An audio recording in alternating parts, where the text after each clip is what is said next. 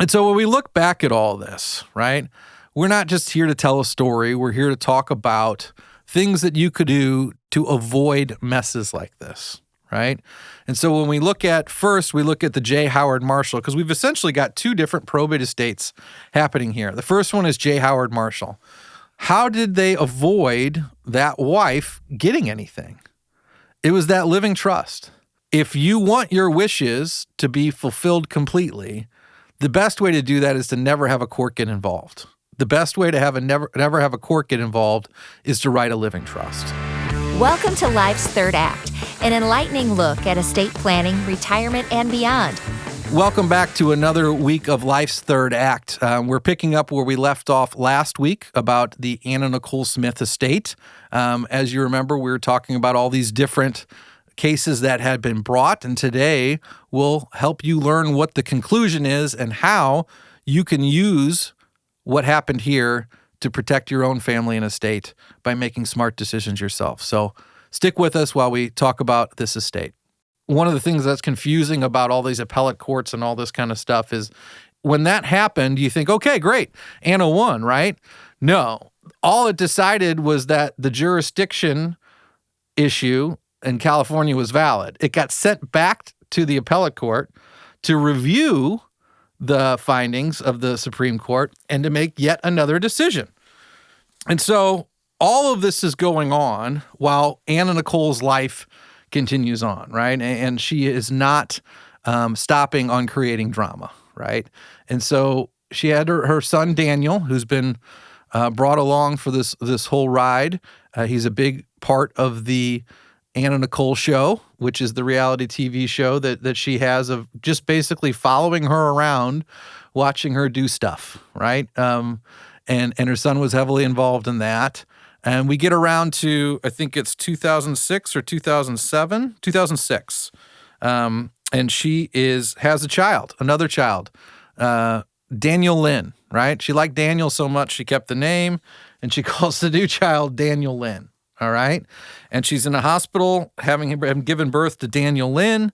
And shortly thereafter, in that same hospital, Daniel dies of an apparent intentional drug overdose.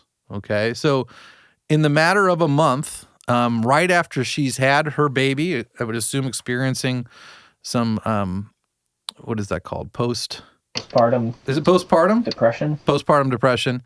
Her biggest friend and advocate in her life, her son, passes away. Okay, so now she has lost her son, has this new baby daughter, and from what I understand, continues to spiral from that point, and never really catches her feet again until she herself dies of a drug overdose, and she dies in Hollywood, Florida, is where that happens, right? So we've got her passing away shortly after the birth of her daughter, her son passing away thereafter, prior to her death, but after the birth of the daughter. And then with her passing away, we've kind of got to figure out who would receive anything that she would receive. Now, remember, she had applied for bankruptcy. Now, she didn't live a pauper's life thereafter. She had a home in the Bahamas. She spent a lot of time in Florida, California, busy person. I think if you maybe she searched for fame and boy, did she get it, right? And so she had plenty going on. But what was going to happen with that Howard Marshall estate was yet to be figured out because this took, I think it spanned 15 years from the moment he passed to when we get a final decision in that appellate court after the Supreme Court brought it down. And so what ends up happening is that her passing springs up all kinds of new legal issues, okay? So who is the father of her child is the first one that comes up. Well, actually, let's roll back. The first one that comes up is what happens with her body, okay? She passes away in Florida. So Florida law determines, right? Now, this isn't a probate estate where we're going to go back to where her residence was. This is where it actually happened, where she passed away in the Hard Rock Casino Hotel in Hollywood, Florida. And the determination in that case was that, and they were fighting over this because everybody wanted control at this point, right? And so who are the characters involved in her life then? We've got her mother, Vicky, reappears on the scene, which, like I said before, she doesn't have a lot of love for her mother. Her mother, Vicky, appears, and she wants to determine what happens with her body. He wants to bury her next to Daniel. Then there's her boyfriend, who claimed to be her husband, whose name was Howard Stern. Now, stop. Don't jump. It's not disc jockey Howard Stern. It is a lawyer in California named Howard Stern. Now that you mention that, I remember, like, the memories are flooding back of hearing this whole story when it originally came out and hearing that name all over the place. And I was like, what? That doesn't make sense. Same thing happened to me, right? I was like, oh, Howard Stern, really? Oh, wait, no, okay. And so he had gotten involved in her probate litigation, and got involved in her life. And so he claimed that they had secretly gotten married while they were in their relationship. And so that was going to have all kinds of ramifications. And guess what? The birth certificate for Daniel Lynn had Howard Stern's name on it, right? So there's some presumptions in his favor here, and he's fighting for make determination of what's going to happen with the child. But there was nothing in writing, okay? She had made no determination of who got to make decisions about what happened with her body, right? And this is a very state law specific question. And in some states, like in the state of Missouri, you can make that determination of who makes that decision in what we call the health care power of attorney. You're going to give that person what we call the right of sepulture, which is the right to the body, and they can make those determinations about what happens. Other states, they have separate documents, designation of an agent for the disposition of my remains. Any of these things would be something to be clear about what her intent was. There was nothing in her will about it, which we'll talk about in a minute. So we end up defaulting to intestate statutes. And under the next of kin statutes for Florida, because her son was gone, the person that got to make that determination was her 5.5-month-old daughter. That's what the judge determines in Broward County, Florida. So who then really makes that decision? Because obviously, nobody's thinking that the 5.5-month-old, has the capacity to determine what should happen with her mother. That's going to be made by her guardian. Well, who's her guardian? Aha! Now we go back to California for the paternity suit, okay? And then we have 4 potential fathers, all right? First, we've already discussed Howard Stern, right? He says he was married to her. There's a lot of presumptions there. If he's married to her, this is his kid, and he not only controls guardianship, he inherits, right? Because he would inherit as the spouse, and he would inherit as the father of he would be the guardian of the other child that inherited. The second, let's see if this name jogs your memory, Larry Burkhead, okay? He was the photographer that was very good friends with Anna Nicole, all right? Now I'm going to add in 2 more characters that you might not have anticipated. One, J. Howard Marshall. They had been a claim that he had frozen his sperm and that she had inseminated herself with his sperm and that this was actually his posthumous baby, right? Which if would have been true, would have brought up a whole nother categories of laws related to whether children inherit it when they pass or all these different kinds of things. Luckily, we don't have to get into it because, spoiler alert, it wasn't J. Howard Marshall. And the other one, which was most surprising to me, let me see if I can get this name right, because it's Prince Frederick von Anhalt, who was the husband of 90-year-old Zsa Zsa Gabor. Okay, he claims to have had a long love affair with Anna Nicole and was the father of the baby, right? So we've got 4 potential daddies here, and this fights are going on at the same time, right? The paternity lawsuit gets filed in California at the same time. They try to stop the disposition of remains because what do you need to determine? I'm going to test you again here, Justin. What do you need to determine paternity? DNA. DNA, that's right. And so if we bury the body, no DNA, right? So they want to hold off on the disposition of remains till they can determine how the paternity suit comes out. And that paternity suit does get determined by DNA. And do you remember, Justin, who is the winner of the parenthood of Daniel Lynn? Larry Burkhead? Larry Burkhead, right? He is the father. And I think, if you look as it's progressed, he ends up being a pretty doting father on Daniel Lynn. They still have a relationship. She's still with him. She's almost 20 years old now. And so that's how that ends up being resolved. But we're not over yet, because they also find a will, okay? She had done a will a couple years prior. And who is named as the beneficiary of her will? You know this one, Justin? Don't. Daniel, her son. Who has passed away. Right? And so he passed away prior to her passing away, which is what we call predeceased in legal terms. And that usually means that he would drop out and not be the one that receives it. But this will that she had written was very clear about her wishes. And this is something that I want to bring up about signing documents, right? This will stated that it omitted any current or future children not named in the will, right? So there's this idea that you can disinherit people that would normally inherit from you. And at Cordell, we do write in some disinheritance into wills related to children that might exist at this time but aren't named in the document, right? We've never written to where all future children get disinherited. I don't know why that language was in this particular will. And it really, you can go for days on the conspiracy theories just on this one little, why was that in there? In my understanding, it's probably just boilerplate language, which is we call language that you put in every will. That Anna didn't even really know at the time that she was signing it, because everyone afterwards said that she had a strong love for Daniel Lynn and never would have purposefully disinherited her.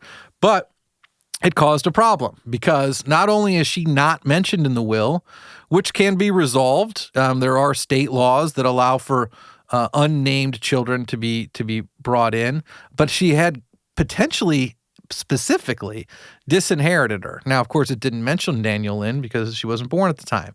And so this ends up in court. I'm getting lost. Where are we at here with the will? Where was that happening at? I think that's also in California, because there was a fight over where jurisdiction really was, because she had a home in the Bahamas. She'd spent a lot of time in California. She died in Florida. And so, as you can guess, everybody that was trying to assert any kind of claim was trying to open up in any new jurisdiction they possibly could, so they could be the ones that controlled the claim. So we've got Florida for the death and burial, California for the probate and will. Okay, so this is happening in California. And what they determined in California was that the disinheritance wasn't specific enough. And then there's another statute called pretermitted, okay? And what it really means is that this child that was born after the writing was never included, right? And if we think about state law and why certain laws are written, we want children to be taken care of. If they're not taken care of by their parents' estate, well, then what happens with them? The state ends up taking care of them. So some of the laws we see in these types of cases are made for public welfare reasons. And this is one of those, okay? Because you didn't specifically mention the child in your will, but the child was born after the will was written, we're going to essentially insert the child, pretermitted child, into the will, right? So now Daniel has passed. The other big thing is Daniel didn't have any kids, right? I think he was 20 when he passed. And so he didn't have any descendants that could have inherited under him, which left us with nobody named in the will. Pretermitted heir ruling brings in Daniel Lynn. So here we go. She's the heir. Apparently Howard Stern, not that Howard Stern, did not have the ability to prove up the marriage. I guess that wasn't true, or had no way of proving it. And so he's out. We've got the child being the main heir. We've got the guardian of that child being Larry Burkhead. Okay, so anything that comes through Anna Nicole's inheritance is going to go to Daniel Lynn, and actually going to go to Larry Burkhead for the benefit of Daniel Lynn because he'll be the named guardian, right? So we've set up that portion of it. We've determined that Daniel Lynn's going to be the beneficiary of this estate. But even if there's something that ends up coming from the J. Howard estate, there's lawsuits against her estate, right? And these are things the one I had no idea about. The first was her friend that owned the home in the Bahamas that she lived in had brought a lawsuit against her for, I think, non-payment for the home. He had tried to take it back and was bringing a lawsuit against then the estate. But also, it had been a lawsuit related to Trim Spa, okay? Trim Spa, if you remember correctly, towards the end of her life, she was a spokesperson for Trim Spa, which was a diet pill, okay? And that's what had helped her regain some of her thinness later in her life, was taking this pill.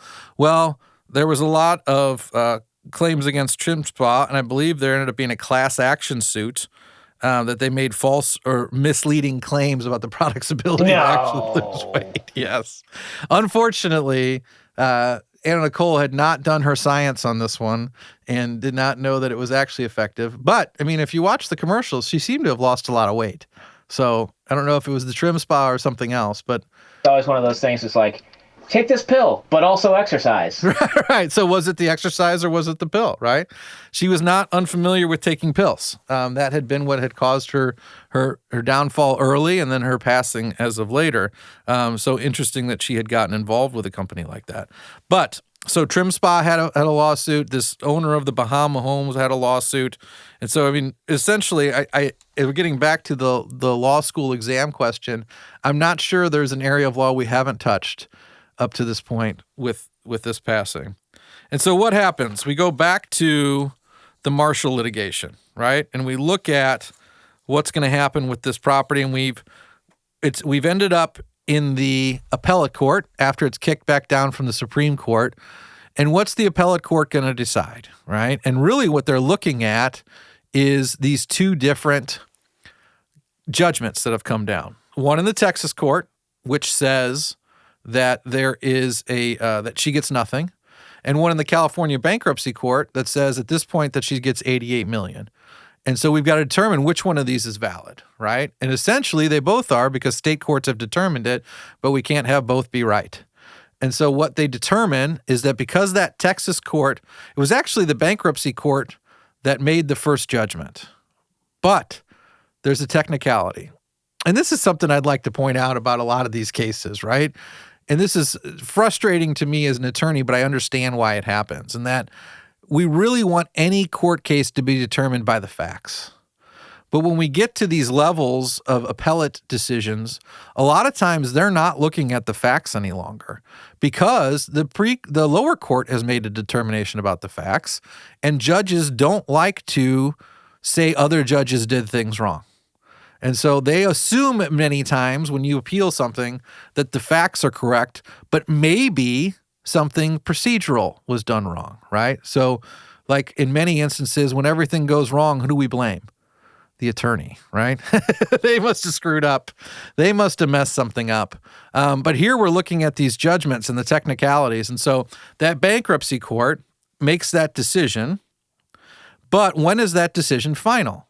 Well, did they really have jurisdiction? Did they not? What the appellate court determines is that they did have jurisdiction, but that opinion, that judgment was not actually final until the appellate court had ruled that it was valid.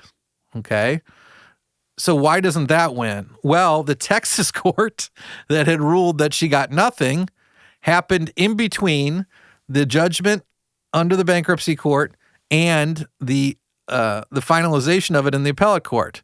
And so under the eyes of the new appellate decision, the Texas court was actually first in line, okay? And this brings in yet another legal term, preclusion, right? Preclusion is kind of similar to double jeopardy in criminal law, right? Double jeopardy is the idea that if you get off on something, right, unless there's some reason if you get a final ruling, you can't be tried again, right? We don't want people litigating the same thing over and over again. And preclusion is the same thing on the civil side. If one court has made a determination that's a final judgment, that rules over all other judgments, right? And state to state, they will honor other states' judgments. And so what the appellate court determined was that the final judgment actually came out of Texas first. 0 goes to the estate. So all of that fighting after Anna Nicole's death over the guardianship and all the paternity, all these different things to try and take control of the estate, because that claim for the against the Marshall estate was picked up by Anna Nicole's estate. Well, how does that happen? When somebody passes away and you become their personal representative or executor, you actually step into their shoes. So if they had any kind of lawsuit going at that time, then you're the one as their representative that brings that lawsuit forward. And I don't know if I had mentioned this yet, but that happened on both sides of this Marshall lawsuit. E. Pierce Marshall passed away during the litigation as well. So by the time we get to the final determination, we have a personal representative essentially representing a young girl, and the wife of E. Pierce Marshall representing the other side. They get their victory. In the end, nothing goes to the estate, which is sad because in the end, Daniel Lynn probably could have benefited from having something come from all of this, but nothing seems to have. And Larry Burkhead's done a pretty good job, from what I could tell, of keeping her out of the limelight up to today. And so when we look back at all this, right, we're not just here to tell a story. We're here to talk about things that you could do to avoid messes like this, right? And so when we look at the J. Howard Marshall, because we've essentially got two different probate estates happening here. The first one is J. Howard Marshall. How did they avoid that wife getting anything? It was that living trust, because a living trust passes outside of probate. And once it was determined that that living trust was valid and that it was funded and that it happened prior to marriage, and a lot of that was what we would call separate property, okay, that she didn't have a claim against it as his one-year wife, because it had all been predetermined, it was all set separate, and it was valid, okay? So if you want your wishes to be fulfilled completely, the best way to do that is to never have a court get involved. The best way to never have a court get involved is to write a living trust. Now, we've talked about all the other reasons for writing a living trust, the flexibility, the ability to name who's going to act on your behalf and avoid court and all those other things. But this one is being clear of your intent. There's no clearer way than the terms in that trust. And so that helped a lot, in addition to that will being valid. What went wrong on Anna Nicole's side? She had done some planning, right? But she had made the mistake that a lot of our clients made. They rely on a will. And when I talk to people in our first appointment, I explain to them that most people do not understand estate planning. When you come to me and we talk about what you're going to do with your estate plan, you've got a lot of ideas about what those words mean, right? And most of us are familiar with one document, the last will and testament. Why are we familiar with that document? Television. That's right, TV. Because we've all watched TV shows where there's the reading of the will, right? And unfortunately, most of the time, the reading of the will is very inaccurate. That's not how it goes down, right? It's not you're in some lawyer's office and you're sitting around the table while he reads the will and everybody goes, ooh and ah, as everything is read. A will is brought to the court, right? Because if you don't do anything, you end up in the probate court, right? Because you've got this property that has your name on it and we need to know who it goes to. So we go to court to say, what does the law say? And a judge looks at the law and says, it should go to these people, right? Well, when you have a will, all it does is it takes the place of that law, right? So instead of the judge saying it goes to these people based upon this law, he says it goes to these people based upon your will. But it's the whole same process. It doesn't avoid court. And the moment you're in court, everybody gets a shot at you. Creditors, anybody that claims that they were disinherited, anybody claims that they were unduly influenced. Avoiding probate court altogether avoids a lot of those issues. So if Anna Nicole would have had a trust, there's a good chance that a lot of this would have stayed out of there. Now, would it have mentioned would it have the omitted children and all that? I don't know. There was some mistakes in her actual will that I can't imagine she would have wanted to do. And this is something that comes up often when I'll meet with clients and they've had some estate planning done, but they don't understand it, right? And at Cordell & Cordell, we believe that one of the most important part of the plans is your ability to implement it. And if you don't understand what it says, how are you going to fully implement it? Especially since the people that are going to put your estate plan into action aren't in the room when we're writing it, right? When you write a will, when you write a trust, when you do a power of attorney, you're naming someone else to act on as your agent. You've got to communicate to that person why you made those decisions. In order to communicate to that person, you've got to know what it says, right? And so one of the first things we do at Cordell & Cordell is we try to educate you on what this all means, right? We don't jump right into, all right, what do you want to do? We first talk about, okay, what does this all mean? Right? What is estate planning? What is probate? What is a trust? What is a will? How do they act? And then once you've understood all that, made your decision on what you want to do, we set a whole separate appointment called a design meeting where we bring you in and we go through all of the terms in that trust and will. And I talk about, okay, this is the disinheritance statute. Do you want to include something about this or not? How far do you want to go with it? When do you want them to receive the property? How do you want it to be protected? All these different things that really help you flush out the issues related to estate planning and your estate and your decisions and making sure they're put into place. If that would have been done in Anna Nicole's situation, we would have avoided half of these lawsuits, right? The J. Howard Marshall one, they had done a fair amount of estate planning. That all really came down to whether or not E. Pierce had interfered. And that's going to be, if you're looking at fiduciary litigation, which is where you're litigating over an estate, most of the time that is the claim that's being brought. Either that somebody unduly influenced the individual before, right? Tried to control them and make them write things, or just straight out fraud, right? That somebody created a will, faked signatures, do that kind of stuff. Because once it's all in writing, that's all you're left with. The one person that would be able to testify as to what was really meant isn't here to do it. So that is the Anna Nicole Smith story from the legal perspective, right? There's all kinds of perspectives, as we said before, that you could go see if you want to go look online. I thought the Netflix documentary is pretty good. But I would ask you to tune in again as we deep dive into some of these celebrity estates and talk about what actually happened from a legal perspective and, more importantly, what we can learn from it. Right? How can we use these mistakes that people make in order to do better planning for ourselves? Thanks again for joining us. Don't forget, you have any questions, drop them in the comments below. We'll be happy to answer them. And last but not least, 15% off at Cordell & Cordell if you mention this Life's Third Act podcast. Thanks for joining us. Have a great day.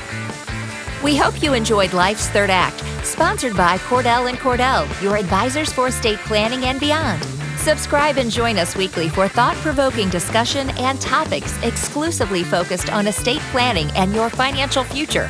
Discover more at CordellCordell.com. The choice of a lawyer is an important decision and should not be based solely on advertisements.